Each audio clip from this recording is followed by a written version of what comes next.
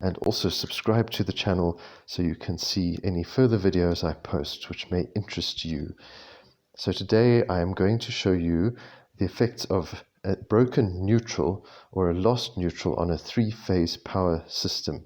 So that's also known as a floating neutral. So in my test rig here, you'll see we have, let me move that down a bit, we have three-phase power incoming with the neutral here. The phases are red, yellow, and blue, and the black is the neutral. So to confirm that those are indeed the phases and the voltages on them, we have 240 volts on the red phase, we have 242 there on the yellow phase, and we have 241 on the blue phase. Now you'll notice there's a white cable instead of a yellow. Originally they were white on that phase and they changed it to yellow, so I've mixed them just to make that noticeable there that there was a switch in color coding. These are the original British phase color codings, and they probably still apply in New Zealand and Australia, India, and possibly also Hong Kong, although I think Hong Kong may be harmonized with the European color coding these days. So if you have a look at the test rig now, each light bulb is connected to a phase.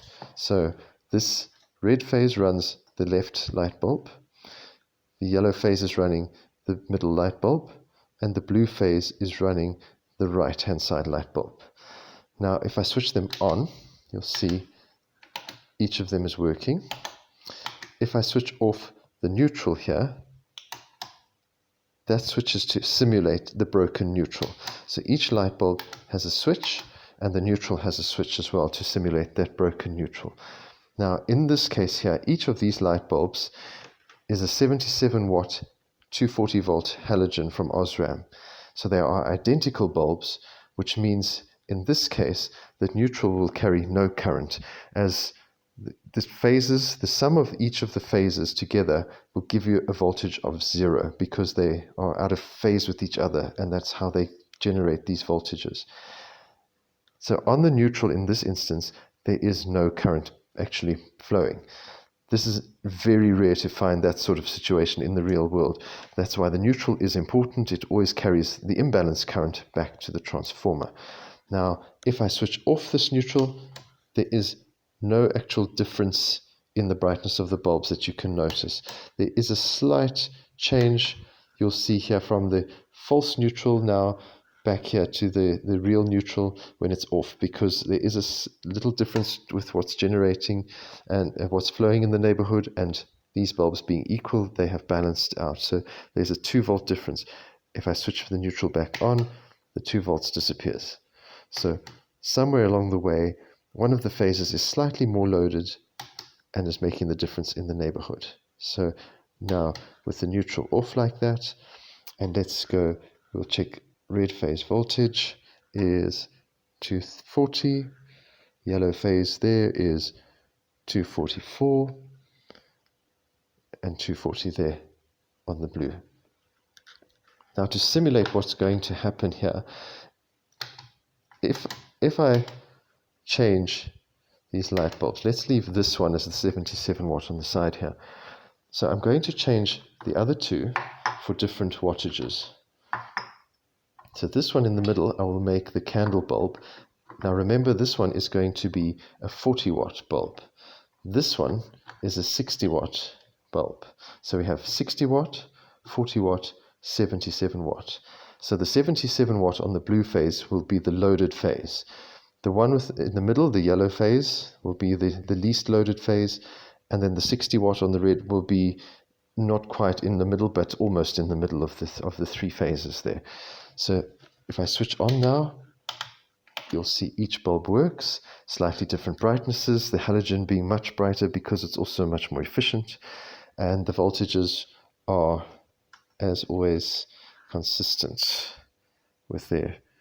So there's 237, it's changed slightly, that one is 243, and that one is 241. Now what I'm going to do here, and you'll notice the bulbs will change in brightness, I'm going to break the neutral. slight shift. I don't know if you noticed that, but there's a slight shift. So now the red phase to that neutral there is running at 255. And just to prove that, if I switch on the neutral again, it corrects to 237. So broken neutral, you can see the blue phase bulb has actually dimmed quite a bit there. So we've got 256 there. Now this one in the middle is going to be ridiculously high. There we go, 292 volts. That is way out of the range of normal 230 volt appliances. They should run 230 volts up or down 10%. So that's 207 to 253. So again, put the neutral back, and you can see it goes back to 244. The end one with the neutral running is 243. With the neutral broken, look at that, we're down to 185 volts. So that is extremely low and is not really usable. Appliances will work on that, but it's not the best voltage for appliances. They will struggle to run on that. So let's put the neutral back so we don't blow that other bulb there. So that's what happens when a neutral is lost. The phases will change in voltage significantly. The one with the biggest load will drop down. You'll notice dim lights, appliances not working, and that. The other two phases will then shoot up in voltage depending on their loads, and the one with the least load will skew very high, and there you will notice that appliances will blow. There'll be popping sounds in that, and light bulbs will be either very bright or will also blow. Now, what I'm going to do, just to show a slightly different take on this as well, is I'm going to switch off the red phase. Now we've got a 40 watt and a 77 watt bulb here. So what happens here is if I break the neutral, they will now be running in series over 400 volts because their neutrals are joined, so the current flows from a phase into the bulb, out the bulb into the neutral, through the neutral to the other bulb, into the other phase back. So you have yellow and blue phase, which were running at about 420 volts earlier. They are now at 423. So, but because these are not even, the wattages, when I switch this off, you'll notice this little 40 watt bulb will be very bright, and the 77 watt is going to be very, very dim. It may even blow that 40 watt. So there we go. Look how bright that is. And that now to the false neutral is running at, I don't know if you can see that, but it's 325 volts through that poor little light bulb. The other one is getting only 96 volts. So that shows you just how that's skewed out there. That will definitely start blowing appliances on that. The clever thing with this is if I switch off that bulb, I'm going to replace the 60 watt here with a 77 again, so they're even.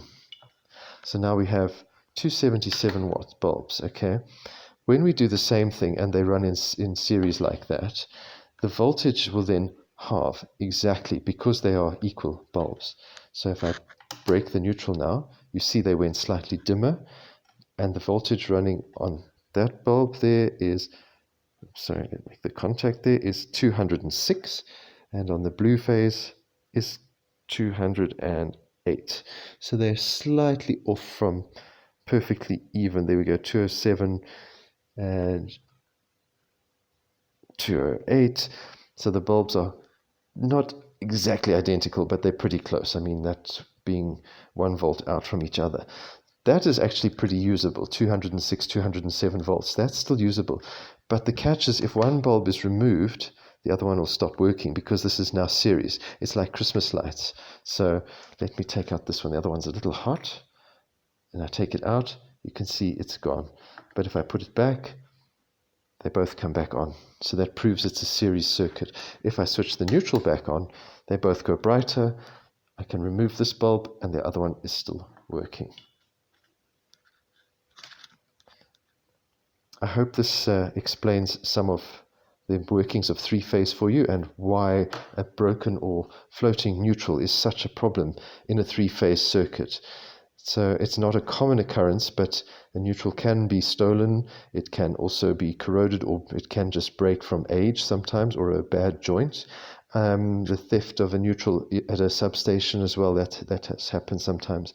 So these things can all cause these problems. to prevent this from blowing your devices and that, you can't rely on a surge arrestor or a surge arrestor in a plug top, or the ones that are in your distribution board or fuse board. Those are only designed for impulses of current, like a lightning strike. They will earth that. For a sustained overvoltage, they will not last. They will burn out very quickly, and the appliances will still be damaged. So if in that case, you need to speak to your electrician about some sort of device that protects from over or under voltage, which is either going to trip a breaker or disconnect the circuit completely. And that will monitor the voltage. It will see the voltages out of the 230 range, plus or minus, say, 15%, and then it will disconnect the circuits. They usually can be programmed to what range you want on there. So don't forget, if this was helpful to you, if you enjoyed it, you found it informative, give it the thumbs up. Remember to share it as well to anyone you think will enjoy. And also subscribe to the channel, because I have some other different videos coming, including my burglar alarm system with alarm floodlights that switch on when the alarm is triggered and things like that. So I think those will interest you too. Thanks very much. Cheers. Bye.